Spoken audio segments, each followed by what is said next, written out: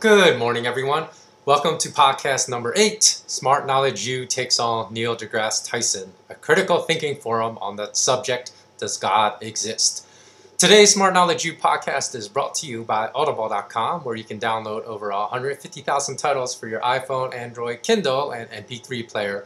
You can get a free audiobook download and 30-day free trial by visiting www.audibletrial.com/smartknowledgeu. You can download any audiobook of your choice for free just by visiting audibletrial.com/smartknowledgeu. Today I recommend is the companion audiobook for today's podcast, Your Deceptive Mind, A Scientific Guide to Critical Thinking Skills, narrated by Professor Stephen Novella.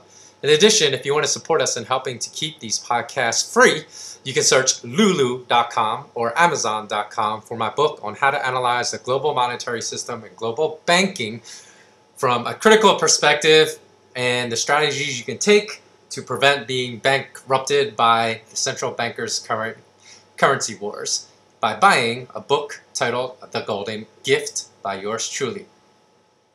Today I want to discuss a particular Neil deGrasse Tyson speech that I watched recently in which he stated his belief that he's not convinced God exists. Now, this doesn't make Neil deGrasse Tyson an atheist because there's a difference between an atheist and an agnostic. So it sounds more to me that he's not convinced God exists, but he's open to the possibility of God existing, which would make him agnostic versus an atheist. Before I get into what I believe to be serious flaws I'm going to discuss in astrophysicist Neil deGrasse Tyson's arguments in which he questions the existence of God, let me discuss flaws in arguments of atheists that confirm their belief in something by using a well-known intellectual or scientist's similar belief to confirm their own belief. And by the way, we'll post the link to Dr. Tyson's speech on this topic on my YouTube upload of this podcast. So if you're listening to this YouTube, just go to the video description and you can go watch the video yourself. In addition, I want to emphasize that while I firmly believe in God and in afterlife, this podcast is not a discussion in which I am pitting my beliefs against those of atheists, but rather it is a podcast about the topic of critical thinking. So let me repeat myself so the comments below on this podcast don't get way off track, and that those that already find themselves disagreeing with me won't stop listening to this podcast just for this sake that we have different opinions. I want to emphasize that while I firmly believe in God and in an afterlife, this podcast is not a discussion in which I am pitting my beliefs in God against those of atheists, but rather it is a podcast about the topic of critical thinking. Just because you may happen to disagree with my views, this doesn't mean that you shouldn't be able to extract an immense amount of information from this podcast that may possibly improve your critical thinking skills, just as I have been able to improve my critical thinking skills by listening to some atheists that I agree with, one being former Governor Jesse Ventura. Now, I know a lot of Americans, spelled A-M-U-R-I-C-A-N-S, have slandered Jesse Ventura because he's spoken up against war and military intervention. Even though he is a former Buds graduate, former Navy SEAL, they will still slander Jesse Ventura as not being a true American just for his differing opinions. And in fact, some of the things he has said, in which he stated that American Sniper was pure propaganda, as well as, I'm not actually sure, this is my opinion though, I'm not sure if Jesse Ventura has said this, if Zero Dark 30 was pure propaganda as well. Well, that's all been confirmed, for people that are interested in facts instead of just cognitive or just confirmation bias and weeding out things that they come across that agree with them, that don't agree with their own opinion, and just looking for articles that support their own opinion, which is the fatal flaw a lot of people make of confirmation bias, which, if you look at the facts about Zero Dark 30, though I digress right now, the CIA had final script approval. So they didn't approve anything they disagreed with with the screenwriter Mark something, I can't remember his last name, Baum or Mark B something. And they took out and asked Mark to change anything they disagreed with, which he did. So, the CIA having total script approval over a Hollywood movie that is presented as the absolute truth to millions of people that watch it. There is no better definition of fascism than this. The government combining with the Hollywood movie machine to spread disinformation and propaganda as truth to millions of people. So I digress, but let me get back to the subject of this podcast, which is critical thinking skills. So I've always told you that I will always direct my podcast to help all listeners connect the dots in what might appear to be on the surface far from interrelated to topics that I've spoken about before, as far as understanding what's really going on in the central banker currency wars. Why does everyone need to own physical gold and physical silver if you want to be safe from financial destruction? But I promise you that if you make it through this podcast, whether or not you find yourself nodding your head yes at my points or vehemently disagreeing with me, that this podcast will have a payoff at the end for everyone that makes it through the whole podcast, no matter what your position regarding today's topic of discussion. And lastly, I've always believed that you can absolutely disagree with someone's argument on the matter or even someone's opinion, but yet discuss these disagreements in a civil, intellectual manner with others, such that both parties extract something meaningful by learning something from one another instead of just yelling at one another and not listening. So though my opinion seems to be largely disagreed with by the YouTube comment section of a lot of topics of hot debate, possibly by the fact that an adult may unknowingly be debating a 15-year-old kid in some instances.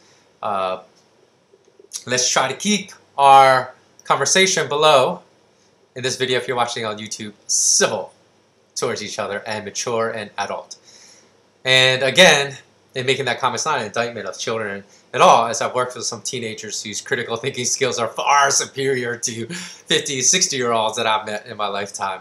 But I'm just saying sometimes, since there's a lot of anonymity in comments placed on YouTube, and also a lot of just flat-out trolls, people are trolling, that might not even actually be people, because that's the reason I don't really respond to and actually I hardly even read comments, but my staff reads comments. They compile them for me, and like I said, keep continuing to comment, because I will make a question and answer video to comments I haven't been able to get around to within the body of my videos and podcasts.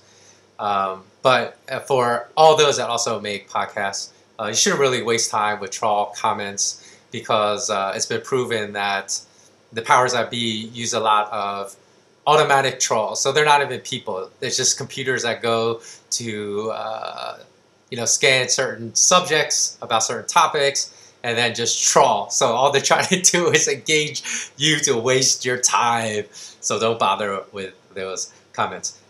In any event, I stumbled upon a speech by Neil deGrasse Tyson in which he discusses uncertainty of the existence of God after watching the movie Interstellar, directed by Christopher Nolan, who's one of my favorite directors working today.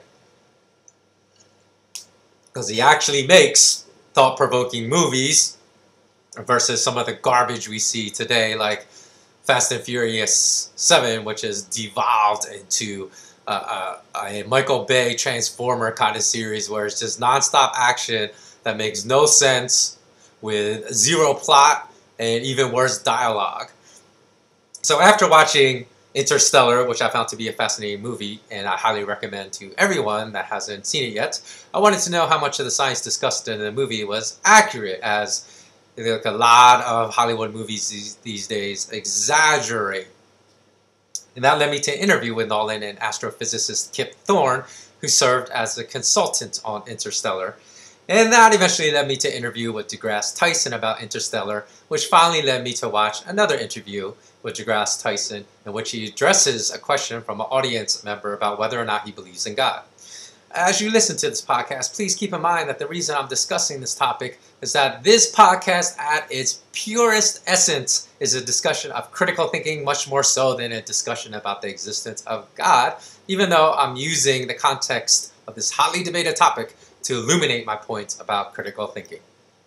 So let's begin. Arguing that a well-known astrophysicist like DeGrasse Tyson seems to question the existence of God as confirmation of one's own belief that God does not exist is a truly weak argument and flimsy argument for one's own belief that God does not exist.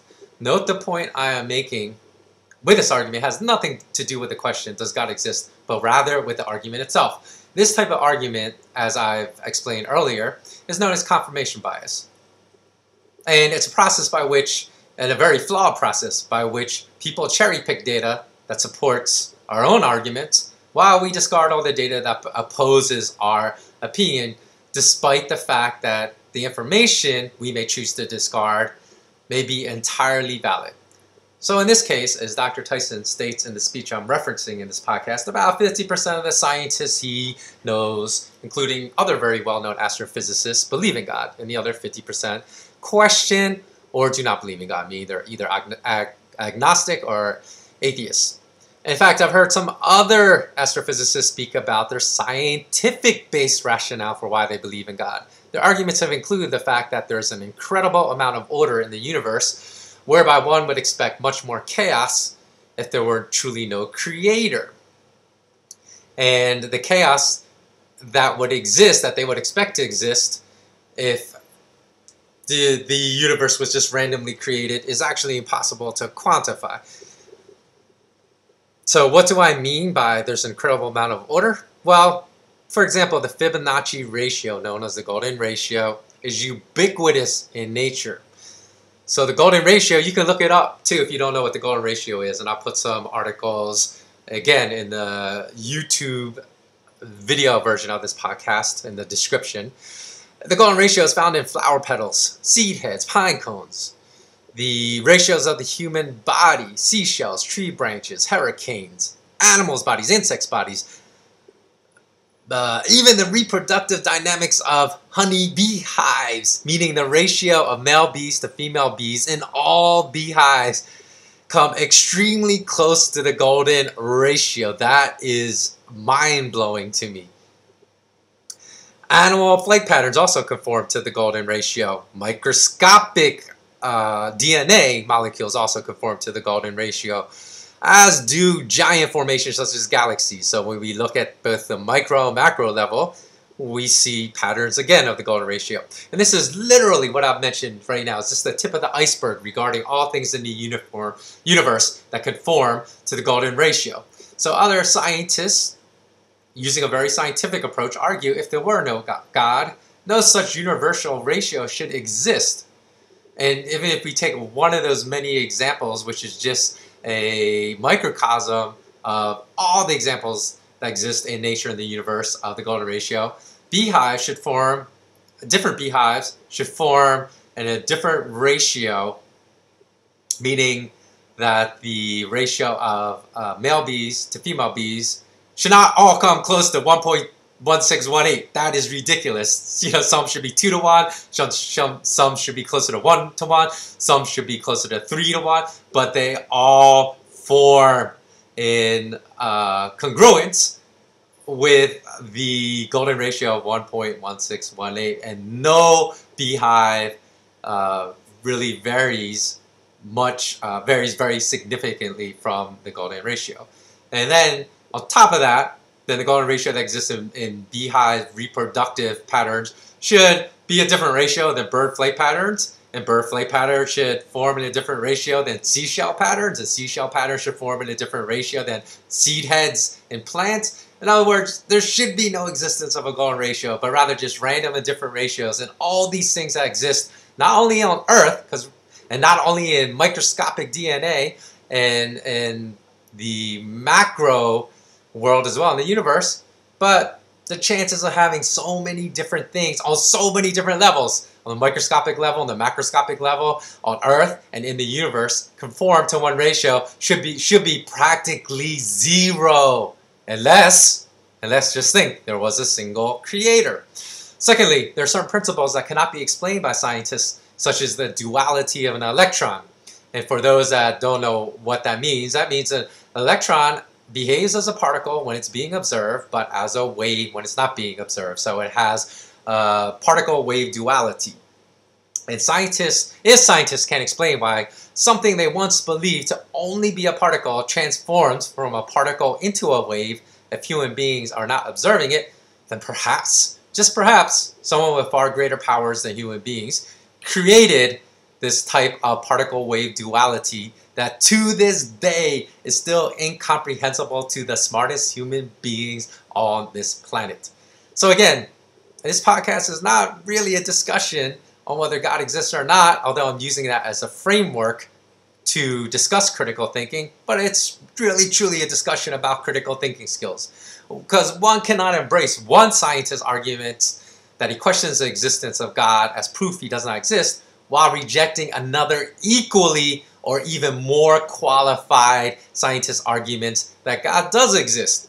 And furthermore, from everything I've researched about Dr. Tyson's view, as I already mentioned, he's agnostic, meaning that he's not an atheist. He believes that he's just unsure and hasn't found the evidence of whether God exists or not, although I don't know because I've never seen any video when someone questions him about the golden ratio, like why there's so much uniformity across microscopic, macroscopic things and all elements, nature, the cosmos, animals, insects, sea organisms. I've never seen anyone ask Dr. Tyson what he believes about that as proof, scientific proof that God exists. But, you know, Dr. Tyson's agnostic, so it doesn't even make sense for atheists to say, oh, because such an intelligent person like Dr. Tyson questions the belief of God, that I am always going to quote Dr. Tyson as the voice of reason to support my belief that God doesn't exist, because the arguments aren't even equal. Because Dr. Tyson said, I'm not sure if God exists, and then atheists will use that argument to say, see, if a smart guy like this believes that God doesn't exist, he must not exist. And again, that has nothing to do with critical thinking. It's just like when I said a lot of times before, because you know, when we're talking in financial terms, I support gold and say gold has a lot of intrinsic value that all the fiat currencies we have rather have almost zero or near zero intrinsic value. And people say, oh, you don't know what you're talking about because Warren Buffett said gold's a barbarous relic and you aren't a billionaire, so why should I listen to you? Or likewise, when I say the gold standard definitively works, people just don't understand what the gold standard is because people have lied, for bankers have basically created revisionist history. You say Bretton Woods is a gold standard, but clearly it was not a gold standard. And when you have people like Paul Krugman, who got a Nobel Prize in economics, say, oh, the gold standard is ridiculous, then people again will argue with me and say, oh, you think you're smarter than a Nobel Prize winner in economics? Because he says a gold standard is ludicrous. If you're saying a gold standard would work, I'm not going to believe you. Again, has nothing to do with critical reasoning.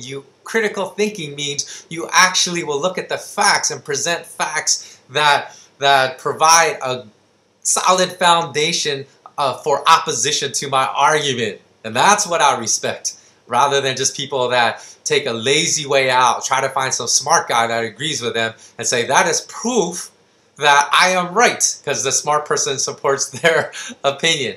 So, you know, this is like people that don't believe there's any other intelligent life in our universe using a person's argument that he is unsure of whether other intelligent life exists in our universe as proof they are correct. There's a very definition of confirmation bias that is already known to be the most flawed way of thinking.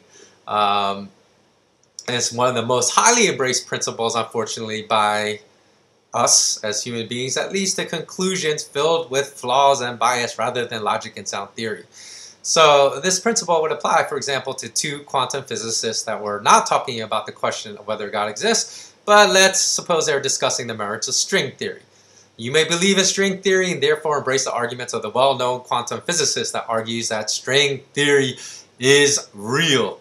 and rejects the arguments of the other well-known quantum physicists that argue string theory is false. And for those of you that don't know what string theory is, basically a string is the smallest possible particle that can exist out there, even much smaller than an electron or proton or neutron. And if you see in the movie The Theory of Everything with Eddie Redmayne, in which he portrayed Stephen Hawking, is it Hawkins or Hawking? I can't remember. String theory is often referred to as the theory of everything. That's the title of that film. In any event, Hawking was a proponent of string theory, whereas Nobel laureate Sheldon Lee Glashow, who is very, actually less known, but he's a Nobel laureate, so he's super smart and a prominent physicist that opposes string theory as having any type of relevance in being able to predict universal scientific forces.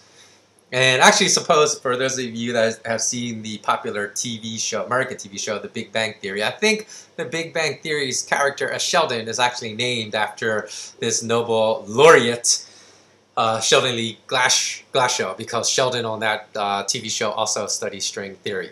But I would like to discuss flaws I see in Dr. Tyson's argument, now that I've discussed the flaws of people that use his arguments to support their own opinion without doing any type of critical exploration of their beliefs. And as I've countered this many times in discussing truths about sound money, the definition of real money, which includes, sorry, I just lost my train of thought for a second. Okay, let me gather my thoughts again. I will tell you before I move on real quickly that I just got my thought back. That many people, when I discuss the truths about the many flaws and significant immoralities of our current fractional reserve banking system, again, always attempt to rebut me by stating a countering opinion from some popular economists, you know, the economist du jour of the moment. But people have to understand that these economists are propelled to the forefront by bankers that want to spew disinformation and propaganda. Because just like the CIA funded and have final script approval, actually, I'm sorry, they did not fund, but they had final script approval over Zero Dark 30 to spread their disinformation. And it was so malinformed, even though it was presented as truth to Americans, that Senator Dianne Feinstein, who was on the U.S. Intelligence Committee, said she walked out of the movie after watching it for 15-20 minutes, because in the first 15 or 20 minutes, she said there were so many lies in the movie because she had access to secret CIA documents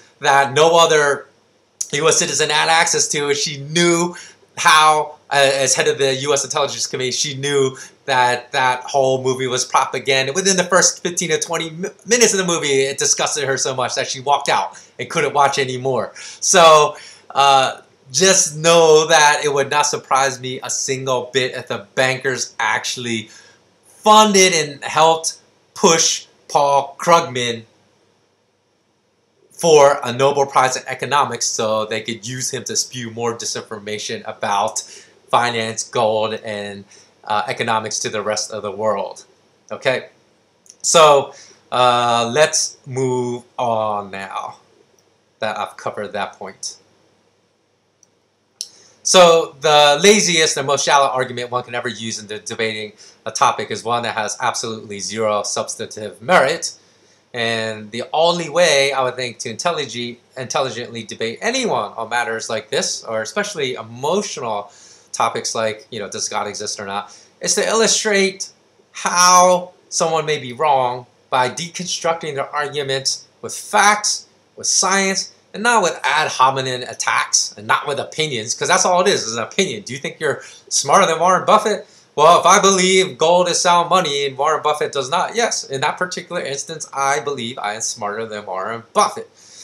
And to say that people that are smart are the ones that end up being a billionaire, no, it's the people that game the system, because it has very little to do with intelligence. If there were a direct correlation, which the argument also implies, between intelligence and wealth, then you would have the PhDs in, say, astrophysics, or the PhDs in cellular immunology that would be the richest people on this earth and not bankers. Okay, so that argument, again, from a factual standpoint, makes zero sense. So Neil deGrasse Tyson is an expert in astrophysics, but not theology. So why should, if he had a PhD in theology and was an expert in theology, okay, I might put, more validity and credence to his opinion, even though, of course, I'm still going to listen to him. I'm not going to say I'm not going to not listen to him, to his points. That's just ignorant. But this segues nicely into my next point. I find it astounding on YouTube how people automatically dislike a video that propels a viewpoint with which they disagree. So they automatically give a thumbs down without even listening at times, and they haven't listened to it, because sometimes I put out podcasts like this, okay, and the whole podcast might be like an hour long, and within minutes of putting the podcast up, which means they just looked at the title, literally did not listen to any of it, don't give it a thumbs down, which is ridiculous, unless it's just like a automated troll, which could be the case too. But usually by going through the comments underneath the video, you can also deduce that most dislikes to videos of hot topics were provided by people that simply disagreed with the ideas or opinions that were being discussed in the video without even watching the whole thing. So to me, that's astounding, because first of all, just because I disagree with Neil Tyson's views about God and believe they are flawed, it doesn't mean that I went to his YouTube video and wrote some type of snarky comment below and, some type of cheeky comment and gave a thumbs down to his video. That would just be ignorant and immature. In fact, I found the video invaluable to exploring my own beliefs. And if everyone just agreed with everyone else, then the world would be brimming with idiots. Why? Well, it's only when someone disagrees with you are you ever challenged to really defend your opinion to such an intellectual level that we begin to fully understand if our position is defensible or indefensible. And if we respond by just saying, are you smarter than this person? Are you smarter than Krugman? Are you smarter than Warren Buffett? Are you smarter than...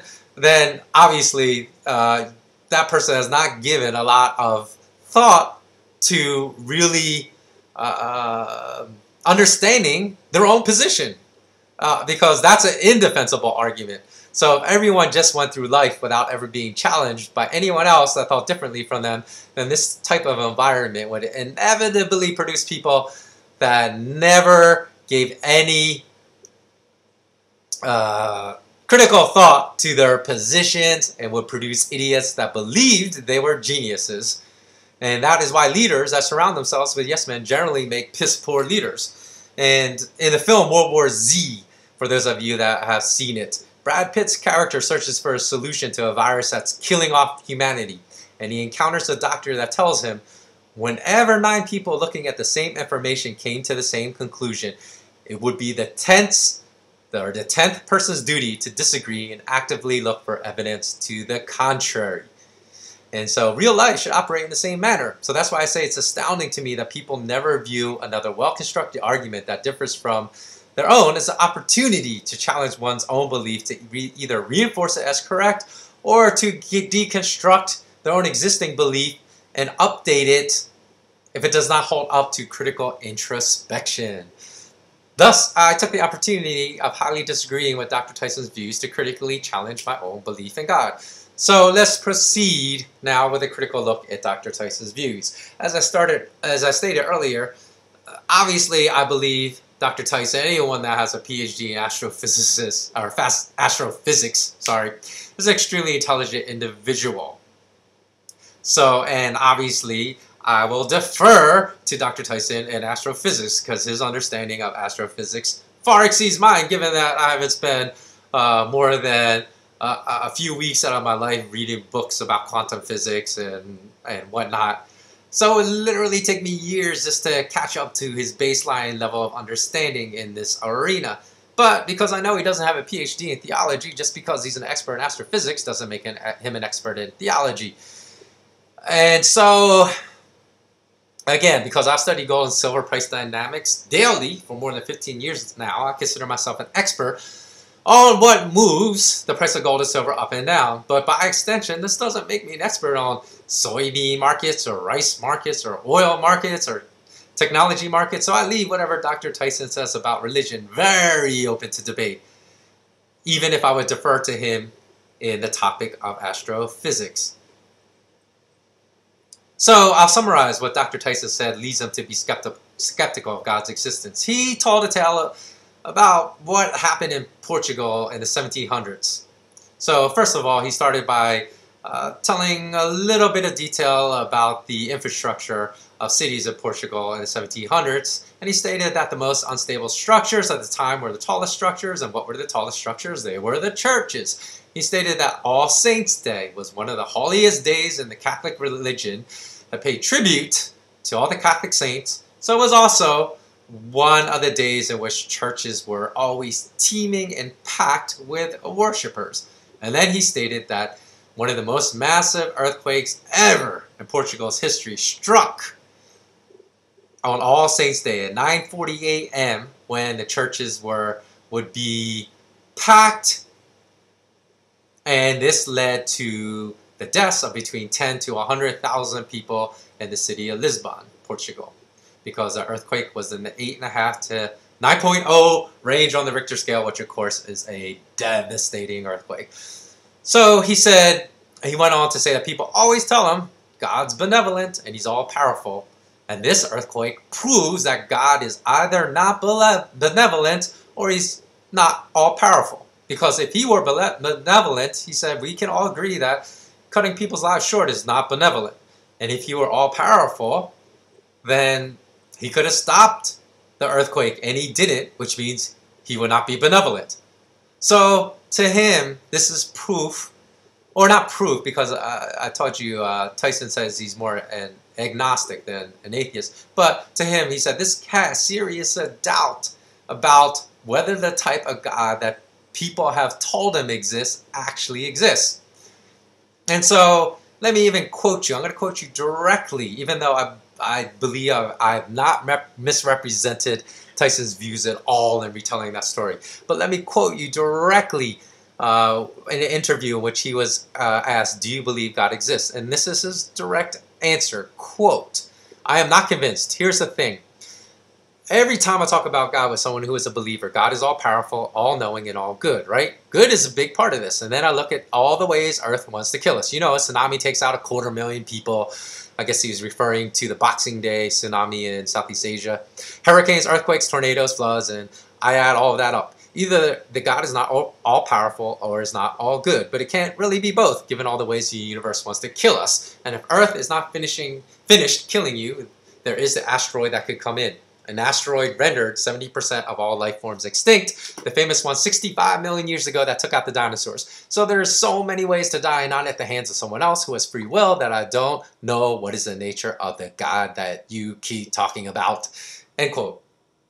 So I will tell you what Tyson's refutation of my refutation of his point would be, or at least what I believe, because I'm going to tell you, this is speculation. I'm going to speculate what I believe his refutation of my refutation would be were I ever to meet him. Okay, so he says people that believe in God, when they hear his explanation of why an all-powerful God would create a tsunami that kills 250,000 people,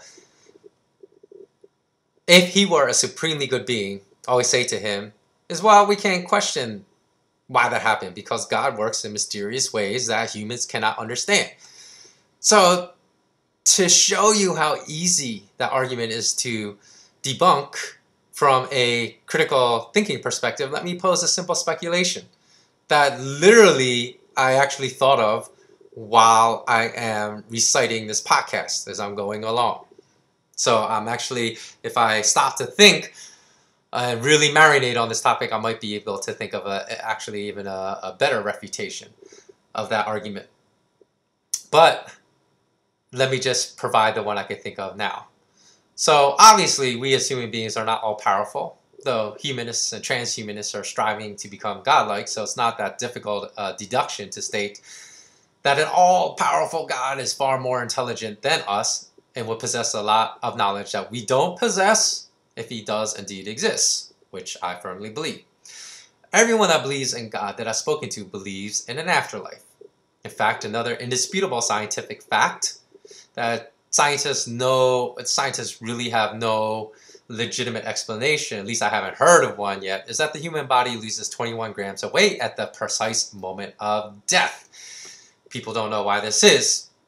People that believe in afterlife speculate that 21 grams is the weight of the soul leaving the body, but this is just pure speculation, so who knows whether or not there's any scientific proof that would support that speculation. But this is just purely for the sake of entertainment that I told you about this. So I don't want this to draw you away from my main point. So for the sake of argument, we're going to say that God exists and he's all-knowing and all-powerful.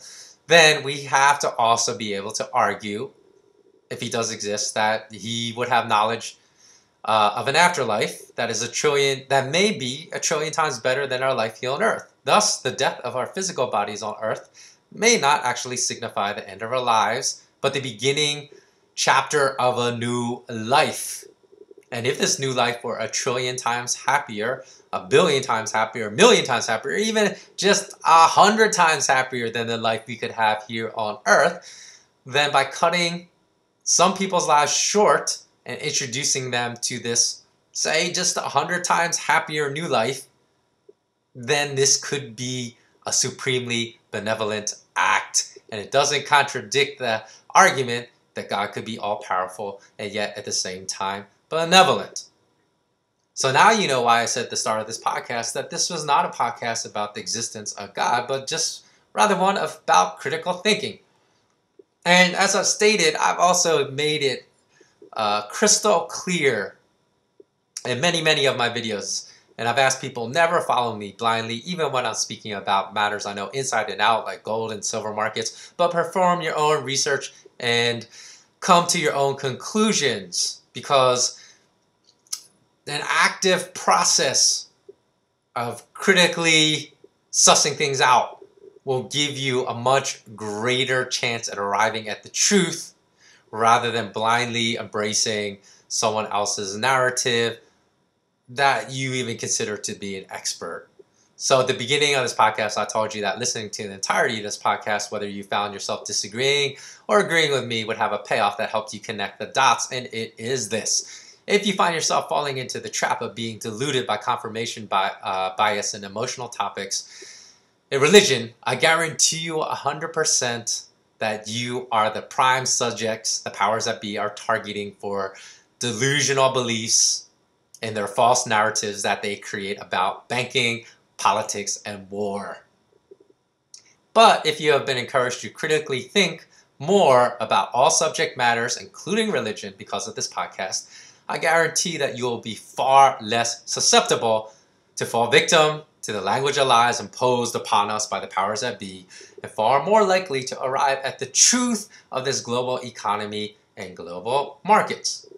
Since this is such an emotional topic that generally inspires many heated arguments and discussions, I encourage every single person that listened to this entire podcast, and don't comment if you've only listened to 5 minutes of this podcast, to please comment below if you have listened to this on the YouTube forum and let me know what you think. However, as I'm sure many people will disagree with each other in the comment section, please make all comments respectful, as our moderator will delete troll comments that add no value to the discussion, but be extremely respectful of all comments that add value in a respectful manner to the discussion. And I'm only saying this because even though the essence of this podcast is about critical thinking and not the existence of God, I know that some may still view this as a debate about God's existence, even though I've stated numerous times throughout this podcast that I'm only using that topic as a framework to discuss critical thinking in more detail.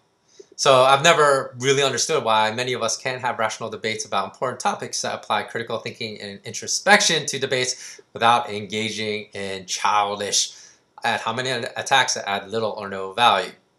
So I truly hope that every single one of you that has listened to this podcast will actually comment below. I do want to hear every single person comment about this. And I hope that all will keep this discussion respectful so it adds value to everyone's ability to think more critically. If we stick to these two rules, I believe that such a discussion could be one of the most valuable regarding any of the videos I've ever posted on our SmartKnowledgeU channel since our launch. And remember, I always post references in the YouTube version of our podcast that will help you understand and explore our podcast subjects further, and this will be no different this time around as well.